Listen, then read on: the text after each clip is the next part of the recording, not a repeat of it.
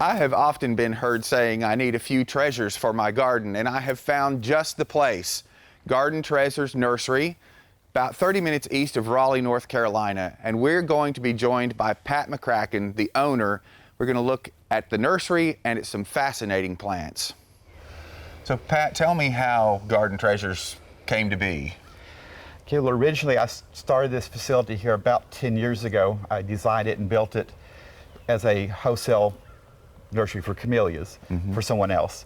The camellia market just wasn't there, so we kind of fizzled there for a little bit. I bought the nursery out 5 years ago this September, and we transitioned it now from a wholesale nursery to a completely retail nursery with a specialty in really rare and obscure, a lot of variegated, but all kinds of woody plants, tropical, subtropicals, kind of you name it. Right. So you have a broad interest in plants, not just one sort of focus. Too broad is probably the best word. Right. Just on the nursery alone here, we probably have close to 5,000 taxa of plants in our collections. Wow. And certainly have a lot more available that we can get our hands on. Sure. And speaking of being inside the greenhouse, it is full of all kinds of garden treasures, and we're standing in front of these beautiful Japanese maples. That one in front of you is really pretty. Yeah, this is Abigail Rose. It's a witch's broom off of Higaseyama. It's maybe 5 to 8 feet tall. Okay. Really pretty in the spring, and it holds some variegation through the summer. Okay. And then you've got some really compact ones down here in front of us. Are those dwarf or are they just small plants? They're dwarf. Okay. This one, I don't know if you can see it. This is Yuri Jaime. Uh-huh. I've got a 20-year-old one at home that's maybe 18 inches tall by 4 feet across. So wow. It's really, really slow. Very low grower. Very low. Yeah. And then the one over with the very narrow, almost linear leaf. Yep, that's Koto no Ito. You said you had a 12-foot in your garden. That's probably pushing its pretty much its upper limit. Yeah. I don't think I've seen one any bigger than that. Yeah. But beautiful, almost like string leaves, great Yes. fall color, and usually yellows, oranges, sometimes a little bit of red in it. It's a stunning, small growing maple, but still maybe 12 feet or so. Yeah, and Koto no Ito has done very well for me. It's been in the ground about 15 years, and even during the polar vortex a couple of years ago when we lost so many evergreens and even some Japanese maples and things because of bark split, it sailed through with no problem at all. It's a great one, yep. So you also have quite a collection of camellias here, and for a lot of Tennessee, I would consider us, for the past 20 years, 30 years anyway, a little bit borderline for camellias. But as we get into, this inevitable warming, regardless of how you feel about it otherwise, it is happening. It is happening. And, we're going to need to start looking at other plants that will thrive in different climates than we've been accustomed to for the last 3 decades. That's absolutely true for sure on that. I think we all need to be looking at least a zone warmer than what we've typically, historically gardened. Right. So you've got some beautiful camellias here, and we like to think that in a protected place at least around the Nashville area where I am, but certainly around Memphis, Chattanooga, and some other places in Tennessee, they do a little better with camellias than we do a little further north. But there's some beautiful varieties here, so maybe point out a few for us and tell us a little bit about them. Well, most of the ones up here are not terribly, terribly rare. Yeah. This one is fairly unusual. Yeah. The Mikado. Right. It's about finished blooming, Look unfortunately, at the but that's pattern on that flower. That's a really crazy pattern on that. Yeah. This one down here, the red with the variegated leaves, is a new release. We just released last fall for a grower down in Alabama. We're actually getting a patent on it for him. Oh, wow. So it's called Gordon's Flash, but it's one of the best camellias person I've ever seen it. Right. Blooms like crazy, great growth habit, grows fast. And it's got that beautiful variegated foliage. So you've got green and gold leaves and red flowers with big gold stamens on them. It's really showy. It's and the awesome number plant. of buds, I mean, there must be hundreds on the plant. Yeah, I mean 10 buds in a cluster in some of those places. It's really And it's been blooming looking. now for about 6 weeks, and it's just getting started. It'll go for another. So a very long bloom season it'll probably compared go 4 to months maybe. Yeah, compared to a lot of camellias who have sort of a short time frame, and then they're just green shrubs for the rest of the year. So that's great. All right, one of my personal favorites that you have quite a collection of are Aucuba. And a lot of people say, oh, I don't like the yellow speckles, or I don't like this, or I don't like that. But I think for a tough plant that grows in the deep shade, that's evergreen, and that provides year-round color because of those variegated leaves, you just can't beat it. Absolutely. And I know in my own garden, it's growing in the dry shade of 2 great big oaks that take every ounce of water out of the ground, and it never skips a beat. So you have a real collection here. Yep, we do. Unfortunately, baby, we're out of control. Almost everything out of nursery is out of control. We only have a very small number here currently available in our sales area. Right. But we have about 100, 120 different varieties. Wow. In either evaluation or stock buildup now. So eventually we'll have at least 100 on our website.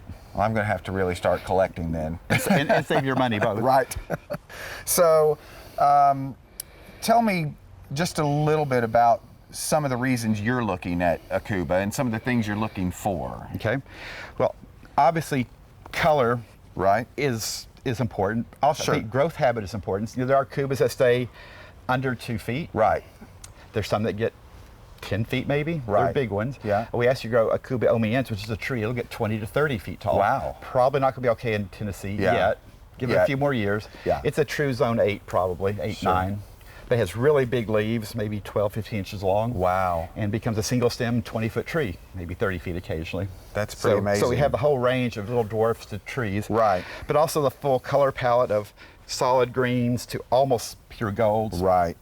But one question we've had a lot here at the nursery is, why are my Aucubas not fruiting?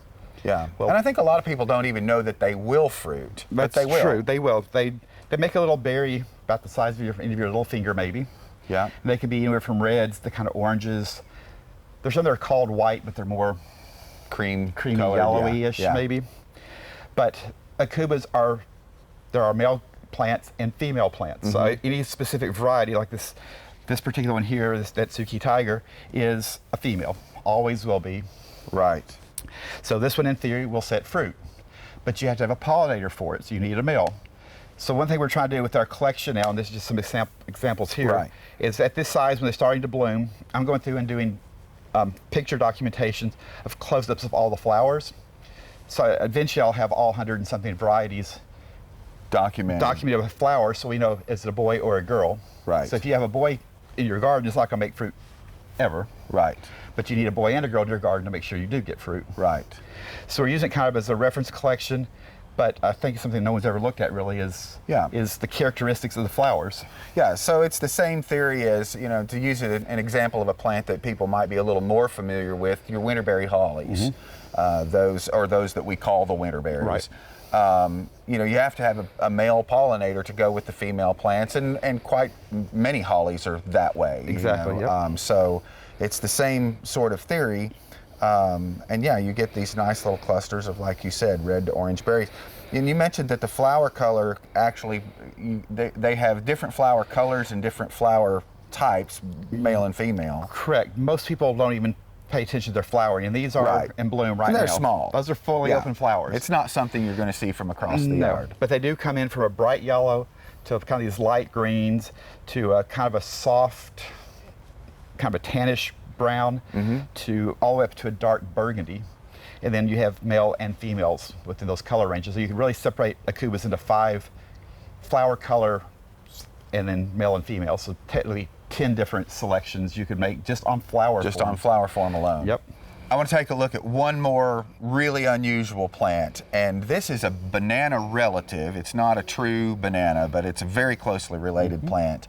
And we have had it perennialize a little bit in Tennessee, but we rarely see the flowers.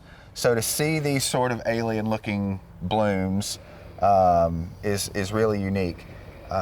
Tell me about this. This is Musella lasiocarpa, so flowering banana. So again, very close relative to bananas. Right. But cannas, they're all in that same close relative group to bananas. It does actually make a fruit, as you can see the fruit that Troy has there. It's technically edible, but not very palatable. It's mostly just like starch and lots of big seeds. Yeah, full of seeds. The plant in the ground will make really large, almost like a big canna-looking leaf. Under really good conditions, we can get them maybe 8 to 10 feet tall on the ground. Doesn't make much of a trunk. It's a very short trunked banana relative, Right. versus the big tree type bananas. We don't flower them here often because the bloom spike needs to be frost-free, Right. and we're usually not frost-free. Yeah. So these started blooming last summer, and they'll keep going all the way through this summer.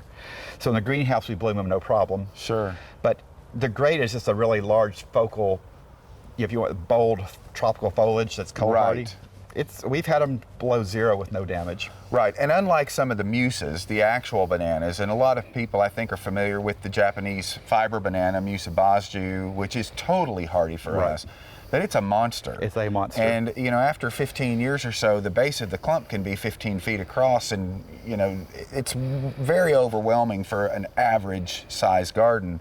So these smaller growing varieties are much more garden friendly for most Absolutely, yep. people.